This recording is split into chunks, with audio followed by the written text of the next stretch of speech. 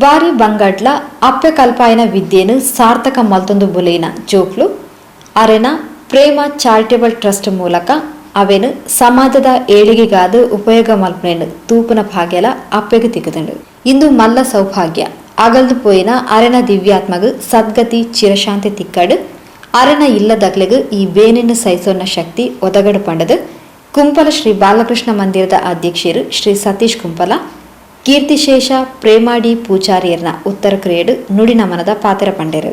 ಒಬ್ಬ ಮನುಷ್ಯ ಹುಟ್ಟಿದ ಮೇಲೆ ಸಾವು ಕೂಡ ಅದೇ ರೀತಿ.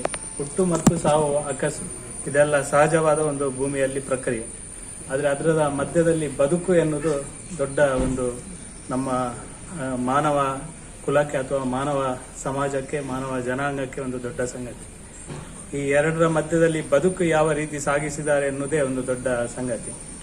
ಈ ಒಂದು ಹಂತದಲ್ಲಿ ನಮ್ಮ ದಿವಂಗತ ದೇಜಪ್ಪ ಪೂಜಾರಿ ಅವರ ಧರ್ಮಪತ್ನಿ ಶ್ರೀಮತಿ ಪ್ರೇಮಾ ಡಿ ಪೂಜಾರಿಯವರು 79 ವರ್ಷಗಳ ಕಾಲ ಅತ್ಯಂತ ಸುದೀರ್ಘವಾಗಿ ಸಮಾಜದಲ್ಲಿ ಒಳ್ಳೆಯ ರೀತಿಯಲ್ಲಿ ಅವರ ಕುಟುಂಬವನ್ನು ಕೂಡ ಒಳ್ಳೆಯ ರೀತಿಯಲ್ಲಿ ತಗೊಂಡು ಹೋಗುವ ರೀತಿಯಲ್ಲಿ ಬದುಕನ್ನು ಸಾಗಿಸುವ ಮುಖಾಂತರ ಮೊನ್ನೆ ಅವರು ಸ್ವರ್ಗಸ್ಥರಾಗಿದ್ದಾರೆ. ಆ ಸ್ವರ್ಗಸ್ಥರಾದ ನಂತರ ಅವರ ಈ ಒಂದು ಉತ್ತರ ಕ್ರಿಯೆಯ ಸಂದರ್ಭದಲ್ಲಿ ಈ ಒಂದು ಶ್ರದ್ಧಾಂಜಲಿ ಸಭೆ ಮಾಡುವುದು ನಮ್ಮೆಲ್ಲರ ಕರ್ತವ್ಯ.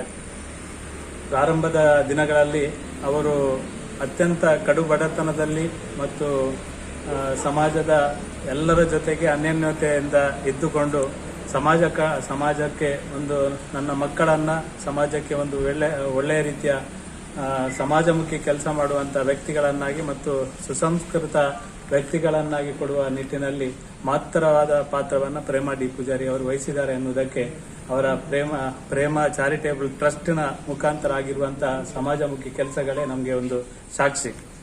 ಅವರು ಪ್ರಾರಂಭದ ದಿನಗಳಲ್ಲಿ ಕಷ್ಟ ಇದ್ರೂ ಕೂಡ ಆ ಕಷ್ಟವನ್ನ ಲೆಕ್ಕಿಸದೆ ಅವರು ಎಷ್ಟು ಕಷ್ಟದಲ್ಲಿದ್ರು ಅಂತ ನನಗೆ ಕೂಡ ನಾನು ಹತ್ತಿರದಿಂದ ಆ ಕುಟುಂಬದ ನಮ್ಮ ಜಗದೀಶ್ ಕೋಟ್ಯಾನ್ ಅವರ ಕುಟುಂಬದ ಹತ್ತಿರದ ವ್ಯಕ್ತಿ ಆದ್ದರಿಂದ ನನಗೆ ಎಲ್ಲ ಸಂಗತಿಗಳು ಒಂದಷ್ಟು ಸಂಗತಿ ಗೊತ್ತಿದೆ. ಆ ಸಂದರ್ಭದಲ್ಲಿ ಮಕ್ಕಳಿಗೆ ವಿದ್ಯೆ ಕೊಡುವುದೇ ಒಂದು ದೊಡ್ಡ ಸಂಗತಿ ಆಗಿತ್ತು.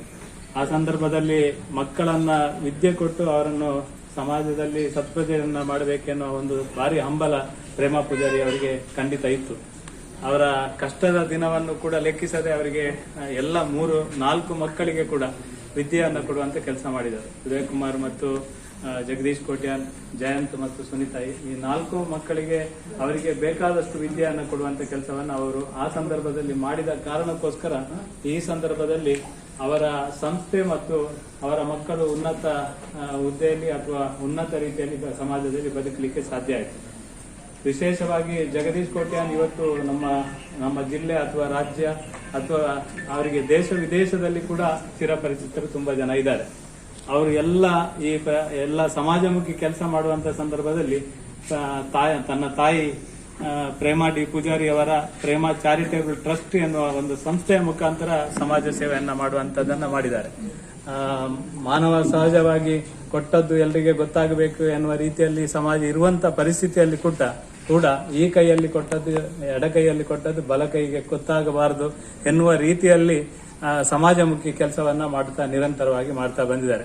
ನಿಜವಾಗಿ ಅವರು ಕೇವಲ ನನ್ನ ಮನಸ್ಸಿಗೆ ಅವರಿಗೆ 4 ಜನರಿಗೆ ಅಥವಾ ಅವರ ಕುಟುಂಬದ ಸೊಸೆಯಂದರಿಗೆ ಅಥವಾ ಮೊಮ್ಮಕ್ಕಳಿಗೆ ಅವರಿಗೆ ಮಾತ್ರ ಅವರ ತಾಯಿಯಾಗಿ ಇರಲಿಲ್ಲ. ಅವರು ನನ್ನ ಅನಿಸಿಕೆ ನಮ್ಗೆಲ್ರಿಗೂ ತಾಯಿಯಾಗಿ ಅವರು ಕೆಲಸ ಮಾಡಿದ್ದಾರೆ. ಅವರ ಕಾರಣದಿಂದ ಜಗದೀಶ್ ಕೋಟ್ಯಾನ್ರಿಗೆ ತುಂಬಾ ಅತ್ಯಂತ ಪ್ರೀತಿಯ ಒಂದು ತಾಯಿಯಾಗಿ ನಾನು ಯಾವಾಗ್ಲೂ ನನ್ನ ಮನಸ್ಸಿನಲ್ಲಿ ಅನಿಸುದು. ಯಾಕೆಂದ್ರೆ ಒಂದು ತಾಯಿಯನ್ನು ಮಕ್ಕಳು ಹೇಗೆ ನೋಡ್ಬೇಕಂದ್ರೆ ಸತ್ಯ ಹೇಳ್ತೇನೆ, ಜಗದೀಶ್ ಕೋಟ್ಯಾನ್ ಅವರ ಸಹೋದರರು ಮತ್ತು ಸಹೋದರಿ ನೋಡಿದ ರೀತಿಯಲ್ಲಿ ನೋಡಿದ್ರೆ ಮಾತ್ರ ಆ ತಾಯಿ ಸಂತೃಪ್ತಿಯಾಗಿರ್ಲಿಕ್ಕೆ ಸಾಧ್ಯ ಅನ್ನೋದನ್ನ ನಾನು ತಿಳ್ಕೊಂಡಿದ್ದೇನೆ. ಅಂತ ಒಂದು ಭಾಗ್ಯವಂತೆ ಪ್ರೇಮಾ ಡಿ ಪೂಜಾರಿ ಯಾರಿಗೂ ಕೂಡ ಭಾಗ್ಯ ಸಿಗ್ಲಿಕ್ಕಿಲ್ಲ. ಜಗದೀಶ್ ಕೋಟ್ಯಾನ್ ಅವರು ಅವರ ಸಂಸ್ಥೆಯನ್ನ ಜನನಿ ಟೂರ್ಸ್ ಆಗಿರ್ಬೋದು, ಜನನಿ ಹೋಮ್ಸ್ ಆಗಿರ್ಬೋದು, ಬೆಂಗಳೂರಲ್ಲಿ ಆಗಿರ್ಬೋದು, ಮಂಗಳೂರಲ್ಲಿ ಇಷ್ಟೆಲ್ಲ ದೊಡ್ಡ ಸಂಸ್ಥೆಯನ್ನ ಬೆಳೆಸಬೇಕಿದ್ರೆ ಅವರ ಪ್ರೇರಣಾ ಶಕ್ತಿ ಆಗಿದ್ದಂಥದ್ದು ಪ್ರೇಮಾ ಡಿ ಪೂಜಾರಿ ಅವರು ನಿರಂತರವಾಗಿ ಎಲ್ಲಿ ಹೋದ್ರೂ ಕೂಡ ಅವರನ್ನು ನೆನಪಿಸ್ತಾ ದಿನಕ್ಕೆ ನಾವು ಕೆಲವು ಸಲ ಒಟ್ಟಿಗೆ ನಿಮ್ಗೆಲ್ಲ ಗೊತ್ತಿರ್ಬೋದು, ಒಟ್ಟಿಗೆ ಇದ್ರೆ 100 ಸಲ ತಾಯಿಗೆ ಫೋನ್ ಮಾಡ್ತಾರೆ, ಅವ್ರು ಹೇಗಿದ್ದಾರೆ ಹೇಗಿದ್ದಾರೆ ಹೇಗಿದ್ದಾರೆ ಅಂತ. ನಿಜವಾಗಿ ನಾವು ಆ ವಿಷಯದಲ್ಲಿ ಖಂಡಿತ ನಾವು ಸಹ ತುಂಬಾ ಜನ ಆ ವಿಚಾರದಲ್ಲಿ ಕಲೀಲಿಕ್ಕೆ ಉಂಟು. ದೇವರಂದ್ರೆ ತಾಯಿ ಸ್ವರೂಪಿ ಅಂತ ಖಂಡಿತವಾಗಿ ನೋಡಿದಂತ ಒಂದು ಮನೆ ಇದ್ರೆ ಜಗದೀಶ್ ಕೋಟ್ಯಾನ್ರ ಅದು ಮನೆ ಅಂತ ತಿಳ್ಕೊಳ್ಳಿಕ್ಕೆ ನಾನು ಸಂತೋಷ ಪಡ್ತೇನೆ. ಅವರ ಮನೆಯವರು ಕೂಡ ಆಗಿರ್ಬೋದು, ಅವರ ಸೊಸೆಯಂದಿರು ಮೊಮ್ಮಕ್ಕಳು ಅವರೆಲ್ಲ ಆಗಿರ್ಬೋದು, ಅವರೆಲ್ಲ ಯಾವ ರೀತಿ ಅವರನ್ನು ತಾಯಿಯನ್ನು ನೋಡಿದ್ದಾರೆ ಅಂದ್ರೆ ದೇವರ ತರ ನೋಡಿದ್ದಾರೆ. 21 ರಾಷ್ಟ್ರಗಳಿಗೆ ತಿರುಗಾಡಿಸಿ ಬರುವುದಂದ್ರೆ ಅದು ಸುಲಭದ ಕೆಲಸ ಅಲ್ಲ. ಜಗದೀಶ್ ಕೋಟ್ಯಾನ್ರು ಅವರ ಸಂಸ್ಥೆ ಎಷ್ಟು ಬೆಳಗಿದೆ ಅಷ್ಟೇ ಒಳ್ಳೆ ರೀತಿಯಲ್ಲಿ ನಿಜವಾಗಿ ಬೇರೆ ಬೇರೆ ಉದ್ಯಮಿಗಳಾದ್ರೆ ಎಲ್ಲೆಲ್ಲ ತಿರುಗಾಡ್ತಾ ಬರ್ತಾರೆ. ಆದ್ರೆ ಜಗದೀಶ್ ಕೋಟ್ಯಾನ್ ಅವರ 21 ರಾಷ್ಟ್ರಗಳಿಗೆ ತಿರುಗಿಸಿ ಅವರನ್ನು ವಾಪಸ್ ಅತ್ಯಂತ ಆರೋಗ್ಯ ಸ್ಥಿತಿಯಲ್ಲಿ 79 ವರ್ಷಗಳ ಕಾಲ ಅತ್ಯಂತ ಸಂತೃಪ್ತ ಜೀವನ ಮಾಡಿಸಲಿಕ್ಕೆ ಪ್ರೇರಣಾ ರೀತಿಯಲ್ಲಿ ಕೆಲಸ ಮಾಡಿದ್ದಾರೆ. ಯಾಕಂದ್ರೆ ಅವರು ಪ್ರೇಮಾ ಡಿ ಪೂಜಾರಿ ಅವರು ಆದರ್ಶವಾಗಿ ಸಮಾಜದಲ್ಲಿ ಬದುಕಿದ್ದಾರೆ. ಅವರು ಆ ದಿವಸ ಕೊಟ್ಟಂತ ವಿದ್ಯೆಯಿಂದ ಆ ದಿವಸ ಈ ಮಕ್ಕಳನ್ನ ಒಳ್ಳೆ ರೀತಿಯಲ್ಲಿ ಪೋಷಣೆ ಮಾಡಿದ ಕಾರಣಕ್ಕೋಸ್ಕರ ಈ ಒಂದು ಸಂಸ್ಥೆ ಬೆಳೆಯಲಿಕ್ಕೆ ಸಾಧ್ಯ ಆಗಿದೆ. ಇವರ ಮನಸ್ಸಲ್ಲಿ ಕೂಡ ಆ ರೀತಿಯ ಒಂದು ಭಾವನೆಗಳು ಸಮಾಜಮುಖಿಯಾಗಿ ಬರಲಿಕ್ಕೆ ಸಾಧ್ಯ ಆಗಿದೆ. ಇವತ್ತು ಸಮಾಜದ ಬೇರೆ ಬೇರೆ ಸ್ತರದ ಅಭಿವೃದ್ಧಿ ಕೆಲಸ, ಬೇರೆ ಬೇರೆ ಸಾಮಾಜಿಕ ಕೆಲಸ ಆಗ್ತದೆ. ನನಗೆ ಈ ಸಂದರ್ಭದಲ್ಲಿ ನಾನು ನೆನಪು ಮಾಡಬೇಕು, ಇದು ಸಂಖ್ಯೆ ಅಲ್ಲ. ಮೊನ್ನೆ ಅವರ ಸ್ವರ್ಗಸ್ಥರಾದ ದಿನ ಸಾವಿರಾರು ಸಂಖ್ಯೆಯಲ್ಲಿ ಮಂಗಳೂರಿಂದ ಎಲ್ಲ ಬರುವವರಿದ್ರು. ಆದ್ರೆ ಈ ಕೊರೋನಾದ ಕಾರಣಕ್ಕೋಸ್ಕರ ಅವರೇ ಹೇಳ್ತಿದ್ರು, ಯಾರು ಕೂಡ ಬರುದು ಬೇಡ, ನನ್ನ ತಾಯಿಗೆ ಸಂತೃಪ್ತವಾದ ಒಂದು ಸ್ವರ್ಗಸ್ಥರಾಗಿದ್ದಾರೆ. ಅವರಿಗೆ ಸಂತೃಪ್ತಿ ನಮ್ಮ ಕುಟುಂಬದವರು ಎಲ್ಲರೂ ಒಟ್ಟಿಗೆ ಇದ್ದುಕೊಂಡು ಈ ಒಂದು ಅವರ ಅಂತಿಮ ಕ್ರಿಯೆಯನ್ನು ಮಾಡಿದ್ದಾರೆ. ತುಂಬಾ ಜನರಿಗೆ ಬರ್ಲಿಕ್ಕೆ ಅನಾನುಕೂಲ ಆಗಿದೆ. ಇವತ್ತು ಕೂಡ ಹಾಗೆ ಎಲ್ಲ ಜನರು ಬೇರೆ ಬೇರೆ ಬೆಂಗಳೂರಿಂದ ಮಂಗಳೂರಿಂದ ಇವರು ಕೆಲವರೆಲ್ಲ ವಿಮಾನ ಕ್ಯಾನ್ಸಲ್ ಆದ್ರೂ ಕೂಡ ಆನ್ ರೋಡ್ ಅಲ್ಲಿ ಬಂದಿದ್ದಾರೆ, ರಸ್ತೆಯಲ್ಲಿ ಬರುವ ಪ್ರಯತ್ನ ಕೂಡ ಮಾಡಿದ್ದಾರೆ.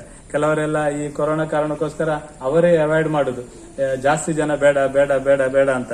ಹೆಚ್ಚು ಜನ ಬಂದ್ರೆ ನಾನು ಕಾನೂನಿನ ವಿರುದ್ಧ ಅಥವಾ ಒಂದು ವ್ಯವಸ್ಥೆಯ ವಿರುದ್ಧ ಇದು ಮಾಡುದು ಬೇಡ, ಅದು ನನ್ನ ತಾಯಿಗೆ ಸಂತೃಪ್ತಿ ಆಗ್ಲಿಕ್ಕಿಲ್ಲ. ನನ್ನ ತಾಯಿಗೆ ಸಂತೃಪ್ತಿ ಆಗ್ಬೇಕಿದ್ರೆ ಸಮಾಜದ ಯಾರಿಗೂ ತೊಂದರೆ ಆಗದ ರೀತಿಯಲ್ಲಿ ನಾವೆಲ್ಲ ಒಟ್ಟಾಗಿ ಒಂದಾಗಿ ಒಂದೇ ದಿಕ್ಕಿನಲ್ಲಿ ಯೋಚನೆ ಮಾಡಿದ್ರೆ ಒಳ್ಳೇದಾದೀತು ಎನ್ನುವ ಹಿನ್ನೆಲೆಯಲ್ಲಿ ಈ ಒಂದು ಸಣ್ಣ ಮಟ್ಟಿನ ಒಂದು ಕಾರ್ಯಕ್ರಮ ಮಾಡುವಂತ ಪ್ರಯತ್ನ ಮಾಡಿದ್ದಾರೆ. ಇವತ್ತು ಒಂದು ಸಲ ಇಲ್ಲಿ ನಾಗರ ಪಂಚಮಿ ಆದ್ರೆ ಸಾವಿರಾರು ಸಂಖ್ಯೆಯಲ್ಲಿ ಇಲ್ಲಿ ಬರ್ತಾರೆ ಜನ. ಇವತ್ತು ಈ ಒಂದು ನಮ್ಮ ಶ್ರದ್ಧಾಂಜಲಿ ಸಭೆ ಇವತ್ತೊಂದು ಉತ್ತರ ಕ್ರಿಯೆಯ ಸಂದರ್ಭದಲ್ಲಿ ಇಲ್ಲಿ ಕಾಲ ಹಾಕ್ಲಿಕ್ಕೆ ಜನ ಸ್ಥಳ ಇರ್ಲಿಕ್ಕಿಲ್ಲ ಅಂತ ಆ ರೀತಿಯಲ್ಲಿ ಜನ ಬರ್ತಾ ಇದ್ರು. ಇದೊಂದು ಒಳ್ಳೆ ರೀತಿಯಲ್ಲಿ ಮಾಡುವಂತ ಪ್ರಯತ್ನ ಅವರು ಮಾಡಿದ್ದಾರೆ. ಇವತ್ತು ತುಂಬಾ ಜನ ಈ ನಮ್ಮ ಆನಂದಾಶ್ರಮ ಹೈಸ್ಕೂಲ್ನ ಮಾಸ್ಟರ್ ಇದ್ದಾರೆ. ನನ್ಗೆ ಯಾವಾಗ್ಲೂ ನೆನಪು, ಯಾಕಂದ್ರೆ ನಮ್ಮ ಸುತ್ತಮುತ್ತ ಅವರು ಇದ್ದ ಕಾರಣಕ್ಕೋಸ್ಕರ ಪ್ರೇಮಾ ಚಾರಿಟೇಬಲ್ ಟ್ರಸ್ಟ್ ನ ಮುಖಾಂತರ ಸಾವಿರಾರು ಮಕ್ಕಳಿಗೆ ನಿರಂತರವಾದ ಶಿಕ್ಷಣವನ್ನು ಕೊಡುವಂತ ಕೆಲಸ ಮಾಡಿದ್ದಾರೆ. ಅಲ್ಲಿ ವಿದ್ಯೆ, ಅವರಿಗೆ ಊಟೋಪಚಾರ, ಅವರಿಗೆ ವಸ್ತ್ರದಿಂದ ಹಿಡಿದು ಏನೆಲ್ಲ ಕೊಡಬೇಕು, ಅದು ನಿಜವಾಗಿ ಬೇರೆ ಯಾರಾದ್ರೂ ಒಂದು ಬೇರೆ ಇದರಲ್ಲಿ ಮಾಡಿದ್ರೆ ದೊಡ್ಡ ಪ್ರಚಾರ ಆಗ್ತಿತ್ತು. ಆದ್ರೆ ಇಲ್ಲಿ ಯಾವುದೇ ರೀತಿಯ ಪ್ರಚಾರಕ್ಕೆ ಆಸ್ಪದ ಇಲ್ಲದ ರೀತಿಯಲ್ಲಿ ಗುಪ್ತವಾಗಿ ಅವರಿಗೆ ಏನು ಸಹಕಾರ ಮಾಡಬೇಕು ಆ ಸಹಕಾರ ಮಾಡುವಂತ ಕೆಲಸ ನಿರಂತರವಾಗಿ ಮಾಡಿದ್ದಾರೆ. ಅದರಿಂದ ಸಾವಿರಾರು ವಿದ್ಯಾರ್ಥಿಗಳಿಗೆ ನಮಗೆ ಅದರ ಅನುಕೂಲ ಆಗಿದೆ. ನಮ್ಮ ಊರಿನ ಬಡ ವಿದ್ಯಾರ್ಥಿಗಳಿಗೆ ಅದರಿಂದ ಅನುಕೂಲ ಆಗಿದೆ. ಕೆಲವರೆಲ್ಲ ಸುಮಾರು 300-400 ಜನ ವಿದ್ಯಾರ್ಥಿಗಳನ್ನ ಇಂಜಿನಿಯರಿಂಗ್ ಪದವಿಯನ್ನ ಕೊಡಿಸುವಂತ ಕೆಲಸವನ್ನ ಜಗದೀಶ್ ಕೋಟ್ಯಾನ್ ಅವರ ಪ್ರೇಮಾ ಚಾರಿಟೇಬಲ್ ಟ್ರಸ್ಟ್ ನ ಮುಖಾಂತರ ಮಾಡಿದ್ದಾರೆ. ಜೊತೆಗೆ ಒಂದು 3-4 ಜನರನ್ನ ಪೂರ್ಣ ಪ್ರಮಾಣದಲ್ಲಿ ಅವರನ್ನು ವೈದ್ಯರನ್ನಾಗಿ ಮಾಡಿಸುವಂತ ಕೆಲಸವನ್ನ ಪ್ರೇಮಾ ಚಾರಿಟೇಬಲ್ ಟ್ರಸ್ಟ್ ನ ಮುಖಾಂತರ ಮಾಡಿದ್ದಾರೆ. ಅಷ್ಟೇ ಅಲ್ಲ, ಅವರ ಚಾರಿಟೇಬಲ್ ಟ್ರಸ್ಟ್ ನ ಮುಖಾಂತರ ನಾನು ಕೂಡ ಕೆಲವು ಸಲ ಇಲ್ಲಿ ಯಾರಾದ್ರಿಗೆ ಆರೋಗ್ಯಕ್ಕೆ ತೊಂದರೆ ಆದ್ರೆ, ಅದು ಇದು ತೊಂದರೆ ಆದ್ರೆ ನಾವು ಕರ್ಕೊಂಡು ಬರ್ತೇವೆ, ಇಡೀ ಊರಿನವರು ಕರ್ಕೊಂಡು ಬರ್ತೇವೆ.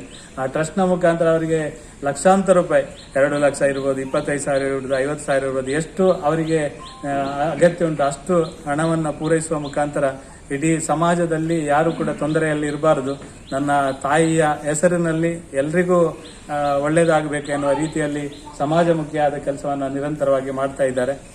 ಬೇರೆ ಬೇರೆ ಮೆಡಿಕಲ್ ಇರ್ಬೋದು, ಬೇರೆ ಮನೆ ಕಟ್ಟಲಿಕ್ಕೆ ಇರ್ಬೋದು, ಬೇರೆ ಬೇರೆ ರೀತಿಯ ಜನಪರವಾದ ಕೆಲಸವನ್ನ ಯಾವುದೇ ರೀತಿಯ ಒಂದು ಪ್ರಚಾರ ಇಲ್ಲದೆ ಒಂದು ಒಳ್ಳೆಯ ಸದುದ್ದೇಶ ಇಟ್ಟುಕೊಂಡು ಪ್ರೇಮಾ ಡಿ ಪೂಜಾರಿ ಅವರ ಹೆಸರಿನಲ್ಲಿ ಅವರ ಟ್ರಸ್ಟ್ ನ ಮುಖಾಂತರ ಕೆಲಸ ಮಾಡುವಂತದನ್ನ ನಿರಂತರವಾಗಿ ಮಾಡಿದ್ದಾರೆ.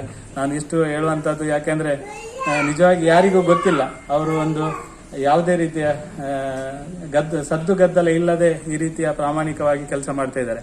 ಈ ಕೊರೋನಾ ಸಂದರ್ಭದಲ್ಲಿ ಇನ್ನೊಂದು ಉಲ್ಲೇಖ ಮಾಡಲಿಕ್ಕೆ ಇಚ್ಛೆ ಪಡ್ತೇನೆ, ಅದು ಕೂಡ ಯಾರಿಗೂ ಗೊತ್ತಿಲ್ಲ.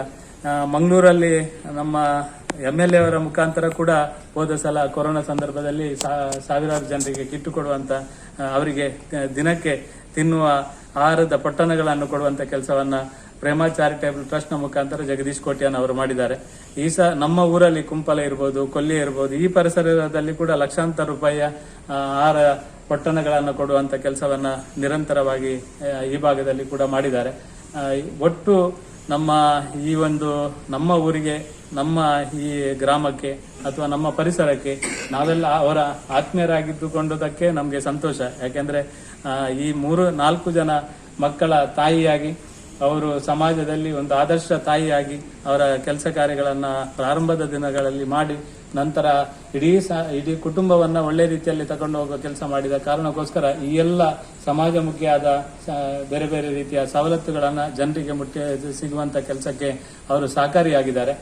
ಅವರ ತಾಯಿ ಕೇವಲ ಅವರಿಗೆ ಮಾತ್ರ ತಾಯಿ ಅಲ್ಲ, ನಮ್ಗೆಲ್ರಿಗೂ ಪ್ರೇಮ ಡಿ ಪೂಜಾರಿ ಅವರು ಸತ್ಯ ಹೇಳ್ಬೇಕಂದ್ರೆ ನಮ್ಗೆಲ್ರಿಗೂ ಅವರು ನಿಜವಾಗಿ ಒಂದು ಆದರ್ಶ ತಾಯಿಯಾಗಿ ಸಮಾಜದಲ್ಲಿ ಯಾವ ರೀತಿ ಮಕ್ಕಳನ್ನ ಬೆಳೆಸಬೇಕು, ಅವರಿಗೆ ಯಾವ ರೀತಿ ವಿದ್ಯಾಭ್ಯಾಸ ಕೊಡಬೇಕು, ಯಾವ ರೀತಿ ತಾಯಿ ಮತ್ತು ಮಕ್ಕಳು ಬದುಕಬೇಕು ಎನ್ನುವುದನ್ನ ಪ್ರೇಮ ಡಿ ಪೂಜಾರಿ ಅವರ ಕುಟುಂಬ ನಮಗೆ ತೋರಿಸಿಕೊಟ್ಟಿದೆ.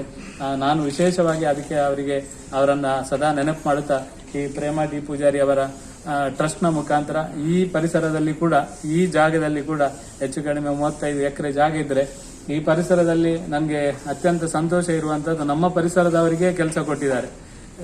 ಇಲ್ಲಿ 100 ಕುಟುಂಬಗಳಿಗೆ ಬಾರಿ ಒಳ್ಳೆ ರೀತಿಯ ಅವರ ಜೀವನಕ್ಕೆ ಯಾವುದೇ ರೀತಿಯ ತೊಂದರೆ ಆಗದ ರೀತಿಯಲ್ಲಿ ಅವರನ್ನು ಆರೈಕೆ ಮಾಡುವಂತ ಕೆಲಸವನ್ನು ಜಗದೀಶ್ ಕೋಟ್ಯಾನ್ ಅವರು ಪ್ರೇಮ ಡಿ ಪೂಜಾರಿ ಅವರ ಟ್ರಸ್ಟ್ ನ ಮುಖಾಂತರ ಮಾಡುವಂತ ಕೆಲಸವನ್ನ ಮಾಡಿದ್ದಾರೆ. ಇಲ್ಲಿ ಕೃಷಿ ಮಾಡದೆ ಇದು ಹೇಳ್ತಾರೆ ಪಡಿಲು ಬಿದ್ದಂತ ಒಂದು ಭೂಮಿಯನ್ನ ಪೂರ್ಣ ಪ್ರಮಾಣದಲ್ಲಿ ಅದರಲ್ಲಿ ಕೃಷಿ ಮಾಡುವ ಮುಖಾಂತರ ಇವತ್ತು ಕೃಷಿ ಆಗಬೇಕು, ಕೃಷಿ ಮಾಡಬೇಕು ಎನ್ನುವ ಸದುದ್ದೇಶ ಇಡೀ ದೇಶದಲ್ಲಿ ಉಂಟ. ಅದನ್ನು ಅರ್ಥಪೂರ್ಣವಾಗಿ ಈ ಒಂದು ಟ್ರಸ್ಟ್ ನ ಪ್ರೇಮ ಡಿ ಪೂಜಾರಿ ಅವರ ಟ್ರಸ್ಟ್ ನ ಮುಖಾಂತರ ಈ ಪರಿಸರದಲ್ಲಿ ಆ ಕೃಷಿಯನ್ನ ಇಡೀ ದೇಶಕ್ಕೆ ಮಾದರಿಯಾಗುವ ರೀತಿಯಲ್ಲಿ ಪೋಷಣೆ ಮಾಡುವಂತ ಕೆಲಸವನ್ನು ಕೂಡ ಇಲ್ಲಿ ಮಾಡಿದ್ದಾರೆ. ಇನ್ನು ಕೂಡ ಸಾವಿರಾರು ಸಂಗತಿ ಇರಬಹುದು. ನನಗೆ ಅದಕ್ಕಿಂತ ಈ ಸಂದರ್ಭದಲ್ಲಿ ಇನ್ನಷ್ಟು ಹೇಳುವಂತದ್ದು ನನಗೆ ಆಗುದಿಲ್ಲ.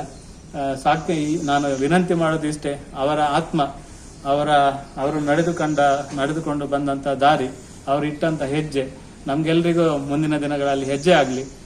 ಜಗದೀಶ್ ಕೋಟ್ಯಾನ್ ಮತ್ತು ಅವರ ಸಹೋದರ ಸಹೋದರಿಯರಿಗೆ ಮತ್ತು ಅವರ ಕುಟುಂಬಸ್ಥರಿಗೆ ದುಃಖವನ್ನು ಸಹಿಸುವಂತ ಶಕ್ತಿ ಕೊಡ್ಲಿ. ಜೊತೆಗೆ ಅವರ ಟ್ರಸ್ಟಿಗೆ, ಅವರ ಉದ್ಯಮಕ್ಕೆ ಇನ್ನಷ್ಟು ನಮ್ಮ ತಾಯಿ ಪ್ರೇಮ ಡಿ ಪೂಜಾರಿ ಅವರು ಅನುಗ್ರಹ ಮಾಡಲಿ, ದೇವರ ಅನುಗ್ರಹ ಮಾಡಲಿ, ನಮ್ಮೆಲ್ಲರ ಆರೈಕೆ ಅವರೊಟ್ಟಿಗೆ ಇರಲಿ. ಇವತ್ತು ಈ ಶ್ರದ್ಧಾಂಜಲಿ ಸಭೆಯಲ್ಲಿ ನಾವೆಲ್ಲ ದೇವರಲ್ಲಿ ಪ್ರಾರ್ಥನೆ ಮಾಡೋದು, ಅವರು ಸ್ವರ್ಗಸ್ಥರಾಗಿ ಅವರು ಅತ್ಯಂತ ಸಂತೃಪ್ತ ಜೀವನ ಹೇಗೆ ಇಲ್ಲಿ ಮಾಡಿದ್ದಾರೆ, ಅದೇ ರೀತಿ ಅವರ ಆತ್ಮವು ಅಷ್ಟೇ ಸಂತೃಪ್ತವಾಗಿ ದೇವರ ಜೊತೆಗೆ ಲೀನವಾಗಲಿ ಅಂತ ಈ ಸಂದರ್ಭದಲ್ಲಿ ಪ್ರಾರ್ಥನೆಯನ್ನ ಮಾಡ್ತಾ, ಇಂಚಗು ಅಗಲ್ದು ಪೋಯಿನ ಕೀರ್ತಿಶೇಷ ಶ್ರೀಮತಿ ಪ್ರೇಮ ಡಿ ಪೂಜಾರಿಯರಿನ ಸದ್ಗತಿದ ಉತ್ತರ ಕ್ರಿಯೆ ಕಾರ್ಯಕ್ರಮ ಮಡ್ಯಾರ್ದ ಪ್ರೇಮ ಫಾರ್ಮ್ ಹೌಸ್ ಬುಧವಾರ ಕಾಂಡ ನಡೆತದು. ಜನನಿ ಸಮೂಹ ಸಂಸ್ಥೆದ ಉದ್ಯಮಿ ಜಗದೀಶ್ ಕೋಟ್ಯಾನ್ ಸಹೋದರರು ಬೊಕ್ಕ ಇಲ್ಲದಕ್ಲು ಮುತಾಲಿಕಿಡಿತ್ತೊಂದು ತಂಕನ ಅಪ್ಪನ ಭಾವಚಿತ್ರದ ಎದುರು ತುಡರ್ ಬೆಳಗಾದ ಶ್ರದ್ಧಾಂಜಲಿ ಕಾರ್ಯಕ್ರಮಕ್ಕೆ ಚಾಲನೆ ಕೊರಿಯರು.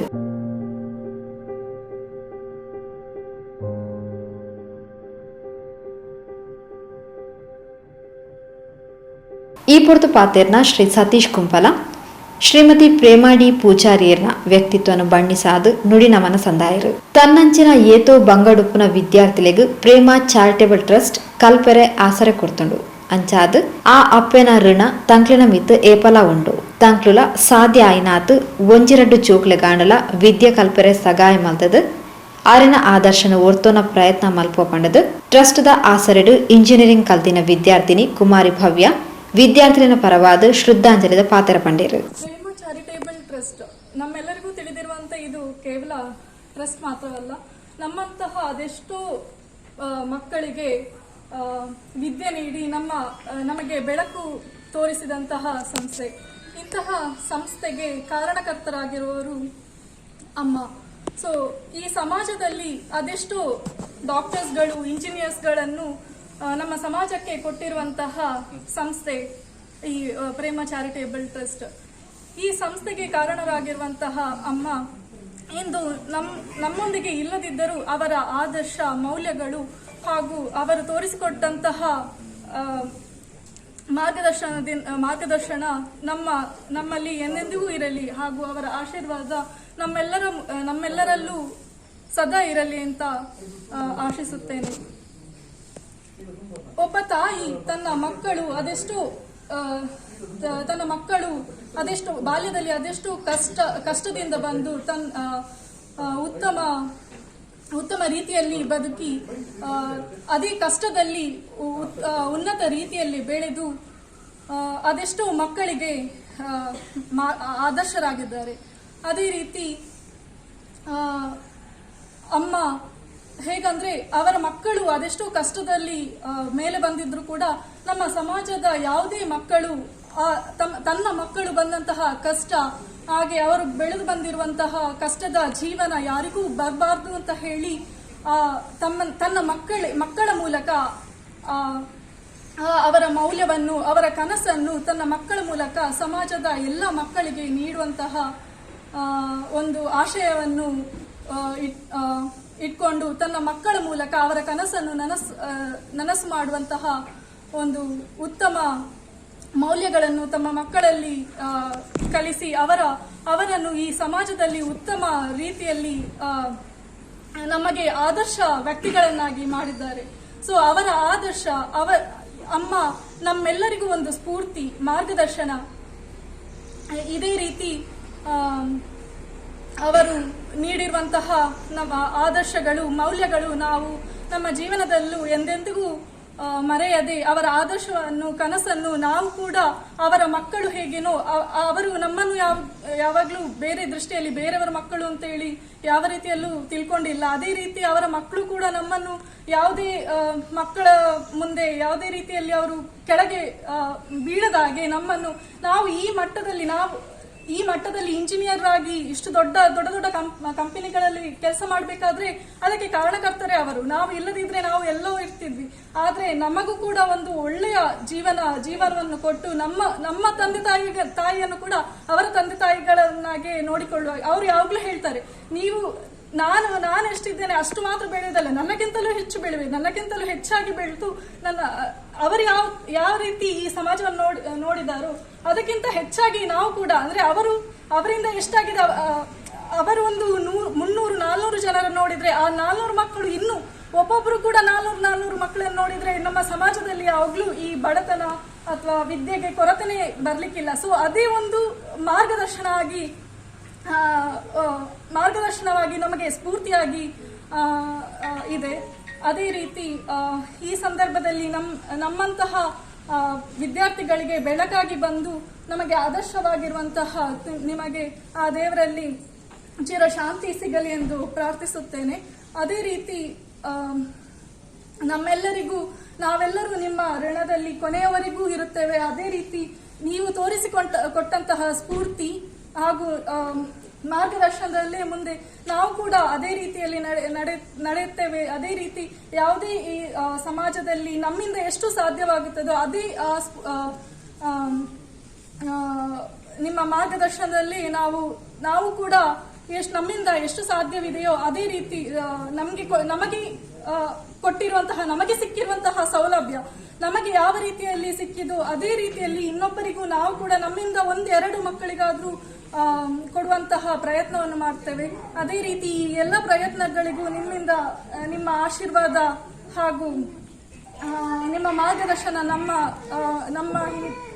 ನಮ್ಮೊಂದಿಗೇನೆ ಇರಲಿ ಅಂತ ಆಶಿಸುತ್ತೇನೆ. ಕರ್ನಾಟಕ ಬ್ಯಾಂಕ್ನ ಅಧ್ಯಕ್ಷರು ಮಹಾಬಲೇಶ್ವರ ಭಟ್, ಮೂಡಬಿದ್ರೆ ಶಾಸಕಿಯರು ಉಮಾನಾಥ್ ಕೋಟ್ಯಾನ್, ಆಳ್ವಾ ಶಿಕ್ಷಣ ಪ್ರತಿಷ್ಠಾನದ ಅಧ್ಯಕ್ಷರು ಡಾಕ್ಟರ್ ಮೋಹನ್ ಆಳ್ವಾ, ಬೆಂಗಳೂರು ಬಿಲ್ಲವ ಸಂಘದ ಅಧ್ಯಕ್ಷರು ವೇದ್ ಕುಮಾರ್, ಕರ್ನಾಟಕ ಬ್ಯಾಂಕ್ನ ಮುಖ್ಯಾಧಿಕಾರಿ ಗೋಕುಲ್ ದಾಸ್ ಪೈ, ಎಸ್ಸಿಡಿಸಿಸಿ ಬ್ಯಾಂಕ್ನ ಮುಖ್ಯ ಕಾರ್ಯನಿರ್ವಹಣಾಧಿಕಾರಿ ಗೋಪಿನಾಥ್ ಭಟ್, ಸಹಾಯಕ ಮುಖ್ಯಾಧಿಕಾರಿ ರವೀಂದ್ರ, ಉದ್ಯಮಿ ಧೀರಜ್ ಕುಡ್ಲಾ, ಉದ್ಯಮಿ ಮನೋಜ್ ಸರಿಪಲ್ಲ, ದೇಳಕಟ್ಟೆ ಶ್ರೀ ಅಯ್ಯಪ್ಪ ದೇವಸ್ಥಾನದ ಆಡಳಿತ ಮೊಕ್ತೇಸರರು ಚಂದ್ರಹಾಸ್ ಅಡ್ಯಂತಾಯ, ಬಿಜೆಪಿ ಪ್ರಮುಖರು ಚಂದ್ರಶೇಖರ್ ಉಚ್ಚಿಲ್, ಲಕ್ಷ್ಮಣ್ ಮಲ್ಲೂರು ಬೆಂಗಳೂರು, ಸೀತಾರಾಮ್ ಕೊಲ್ಯ, ಉದ್ಯಮಿ ಮೋಹನ್ ಅಮೀನ್ ಕುಡ್ಲಾ ಇಂಚ ಗಣ್ಯರು ಪರಿಸರದ ಪ್ರಮುಖರು ಕಾರ್ಯಕ್ರಮದ ಉಪಸ್ಥಿತರಿದ್ದರು.